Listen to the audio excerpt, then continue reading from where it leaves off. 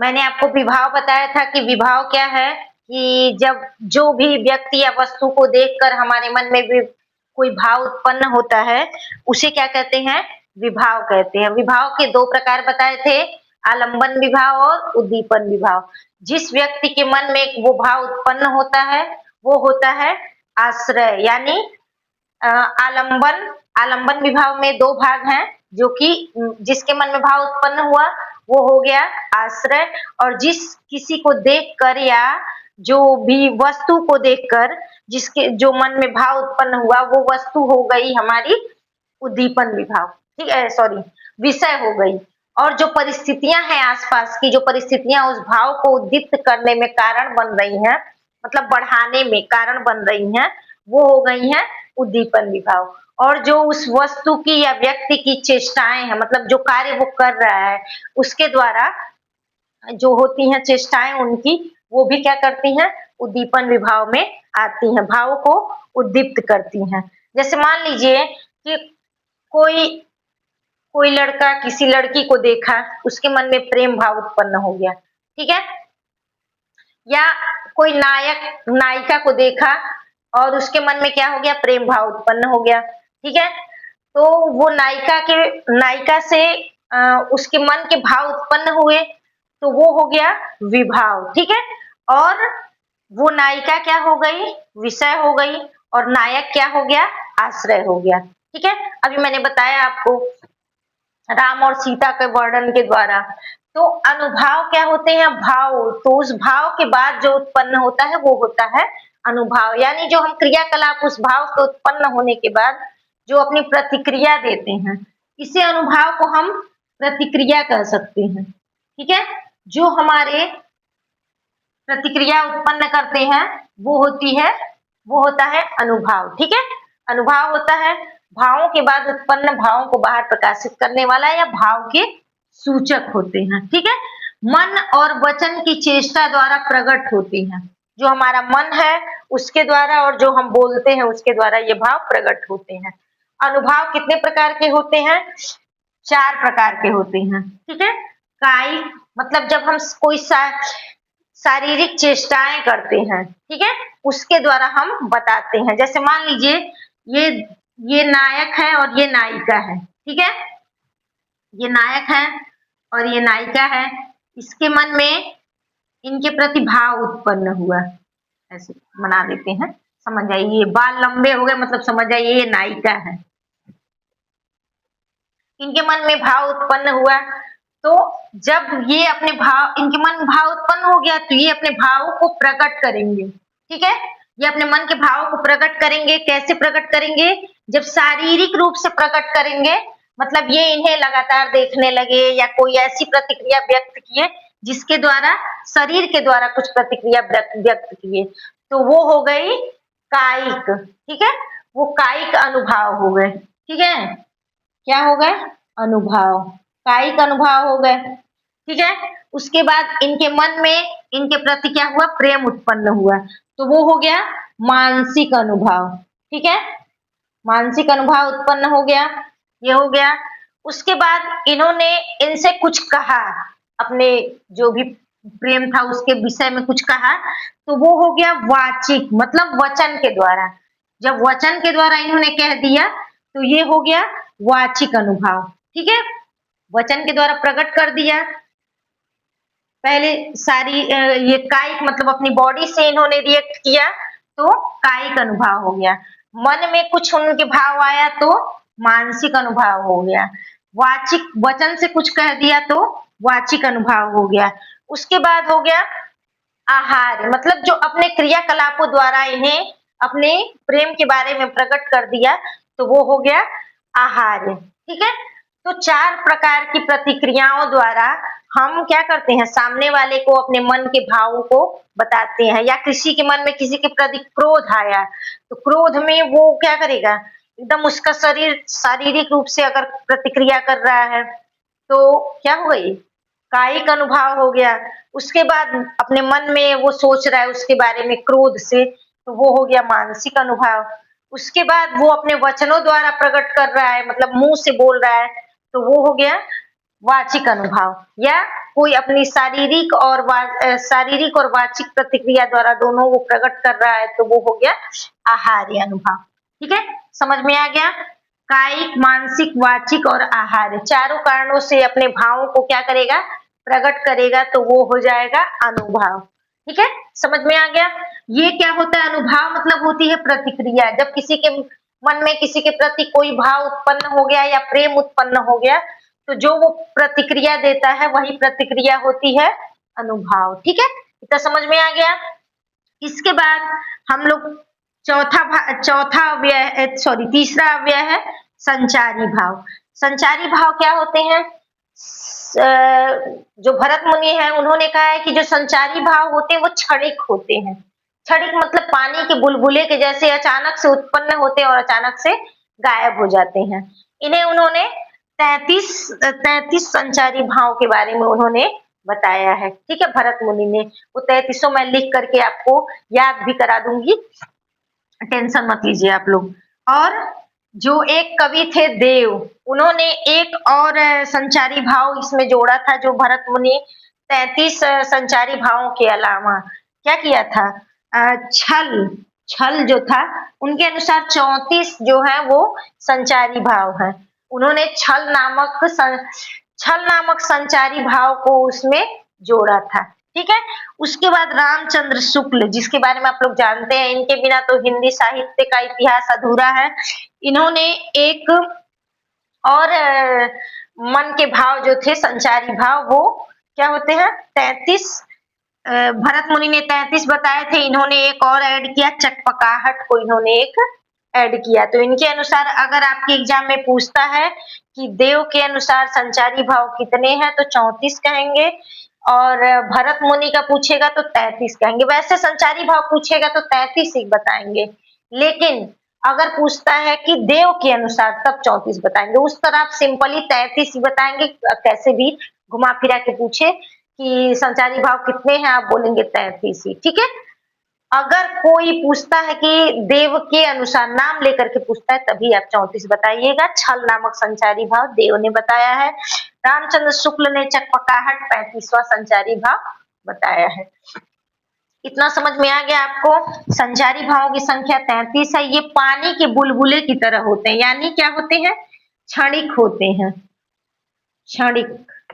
क्षणिक का मतलब होता है कि क्षण में नष्ट होने वाला, एक क्षण में नष्ट हो जाता है। क्षणिक में छ रहेगा, छतरी वाला। ठीक है, क्षणिक होते हैं। क्षणिक मतलब बहुत कम समय के लिए आते हैं और लुप्त हो जाते हैं। ठीक है, इतना आपको समझ में आ गया। अनुभाव के 4 भेद, ये आप लोग याद रखेंगे। अनुभाव के 4 प्रकार, एग्जाम में ऐसे सीधा सीधी पूछता है।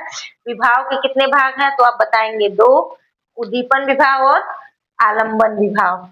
और अनुभाव के कितने भाग हैं, तो 4, कायिक, मानसिक, वाचिक और आहारी। ये पूरा आप लोग अच्छे से बताएंगे। ठीक है, उसके बाद संचारी भावों की संख्या कितनी है, 33। वो 33 में लिख के आपको याद करा दूंगी सीरियल वाइज से। ठीक है, उसके बाद पूछेगा अस्थाई भावों की संख्या कितनी है, तो आप लोग बताएंगे 9। अस्थाई भावों की संख्या कितनी है, 9। वो भी मैं अभी आपको बता देती हूँ।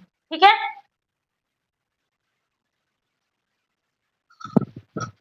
तो अस्थाई भाव की संख्या कितनी होती है, 9। और अस्थाई भाव क्या होते हैं, अस्थाई भाव हमेशा हमारे मन में विद्यमान रहते हैं। ठीक है, हमेशा जो परमानेंट रहता है वो होता है अस्थाई भाव। अस्थाई भाव हमेशा हमारे मन में विद्यमान रहते हैं और अनुकूल परिस्थितियां मिलते ही वो रस रूप में परिणत हो जाते हैं। ठीक है, अस्थाई भाव ये जो है ये हमारे मन में हमेशा विद्यमान रहेंगे, ये बाहर नहीं, ये अचानक से नहीं उत्पन्न होते हैं, ये हमेशा परमानेंट हमारे अचेतन मन में विद्यमान रहते हैं। और जब वो ऐसी परिस्थितियां मिलती हैं, जैसी परिस्थितियां मिलती हैं वैसे वो रस रूप में उत्पन्न हो जाते हैं। ठीक है, जैसे क्रोध की परिस्थितियां उत्पन्न हो गई तो हमारे मन में क्रोध आ जाता है। शांत रस की परिस्थितियां उत्पन्न हुई तो शांत रस आ जाता है। प्रेम की परिस्थितियां उत्पन्न हुई तो प्रेम भाव आ जाता है। ठीक है, तो अस्थाई भाव जो होते हैं वो अस्थाई होते हैं, वो बदलते नहीं रहते। लेकिन जो जो संचारी भाव है वो क्षणिक होते हैं, वो आते हैं जाते हैं, आते हैं जाते हैं, कभी ये कभी वो बदलता रहता है। लेकिन जो अस्थाई भाव होता है वो वो एकदम परमानेंट रहता है, वो हमारे मन में परमानेंट हमेशा बना रहता है, वो अस्थायी रूप से रहता है हमारे मन में। हमारे और वैसे अनुकूल परिस्थितियां मिलती हैं तो वो रस रूप में निष्पत्ति उसकी हो जाती है। ठीक है, एक तरफ मैंने रस लिखा है, एक तरफ उसका अस्थायी भाव लिखा है। ये आपको एकदम कंफर्म याद होना चाहिए, एकदम एग्जाम में ये पूछता है। ठीक है, श्रृंगार रस का अस्थायी भाव है रति। रति का अर्थ होता है प्रेम। रति का क्या अर्थ होता है? प्रेम। ठीक है, श्रृंगार रस के दो भाग हैं। ठीक है, संयोग श्रृंगार और वियोग श्रृंगार या विप्रलंब श्रृंगार। ये अगली क्लास में इसको हम एक्सप्लेन करके आपको बताएंगे। ठीक है, तो श्रृंगार रस का अर्थ होता है प्रेम और उसका स्थायी भाव है रति। रति जो है वो कामदेव की पत्नी का नाम भी रति है। ठीक है, कामदेव को अनंग भी कहा जाता है क्योंकि जो शिव जी थे वो उनकी तपस्या को भंग करने के लिए उन्होंने शिव जी की तपस्या को भंग करने के लिए प्रयास किए थे कामदेव, तो कामदेव को शिव जी ने जला दिया था। तो जल के राख होने की वजह से उनको अनंग कहा जाता है, मतलब अंग नहीं। अनंग मतलब अंग नहीं, उनके पास कोई अंग नहीं है, वो बस सबके मन में विद्यमान रहते हैं। ठीक है, तो श्रृंगार रस का स्थायी भाव क्या है?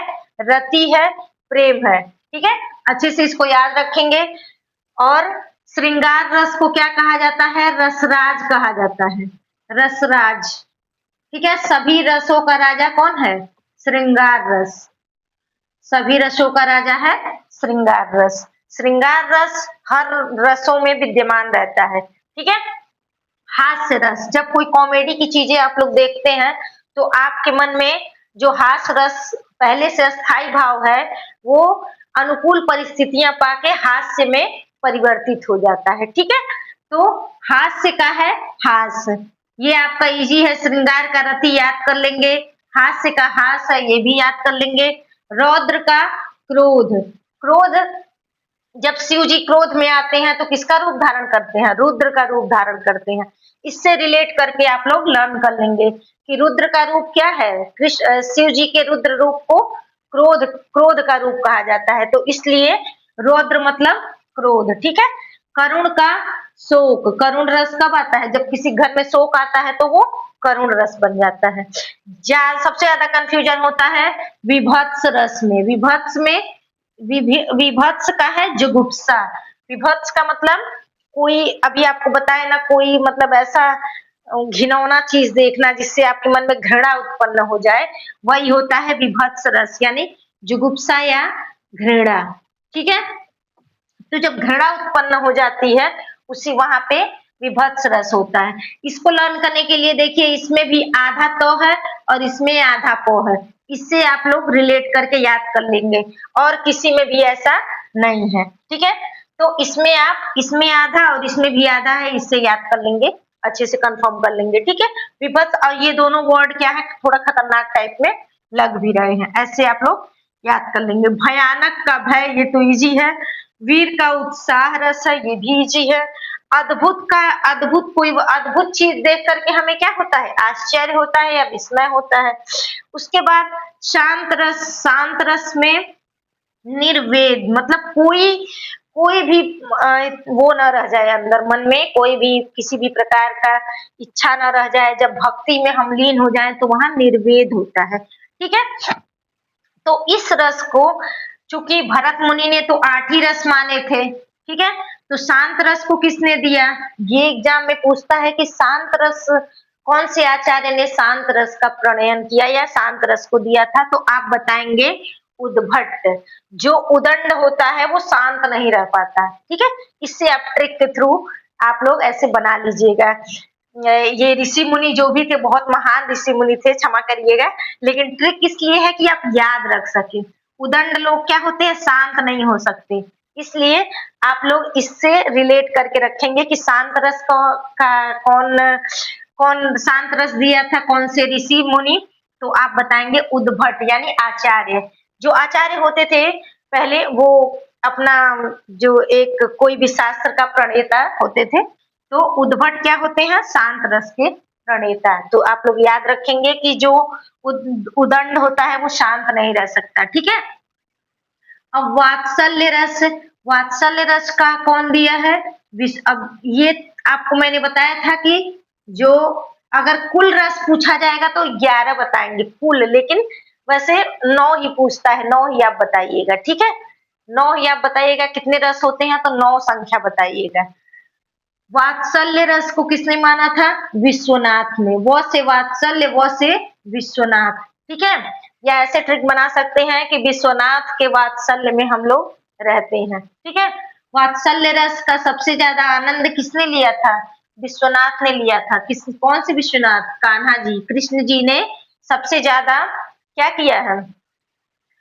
वात्सल्य रस का आनंद लिया है गोकुल में। तो इससे आप रिलेट करके याद रख सकते हैं। उसके बाद है भक्ति रस। भक्ति रस कौन किया है? रूप गोस्वामी। गोस्वामी जी का रूप जब धारण कर लेंगे तो भक्ति अपने आप आ जाएगी, ठीक है? गोस्वामी जी का रूप धारण कर लेंगे तो भक्ति अपने आप आ जाएगी। एक और प्रकार का हमारे मन में भाव होता है, जैसे हम किसी मित्र से मिले या किसी ऐसे, जैसे हमारा रिलेशन हो गया, जैसे माँ बाप से हमारा क्या होता है? माँ बाप से हमारा माँ बाप को हमारे लिए वात्सल्य रस होता है। लेकिन अगर हम किसी मृत मित्र से मिले या किसी दोस्त से मिले, ऐसे व्यक्ति से, तो उनसे क्या होता है? वो जो स्नेह होता है उसको रुद्रट नाम के ऋषि ने प्रयाण नाम दिया है, ठीक है?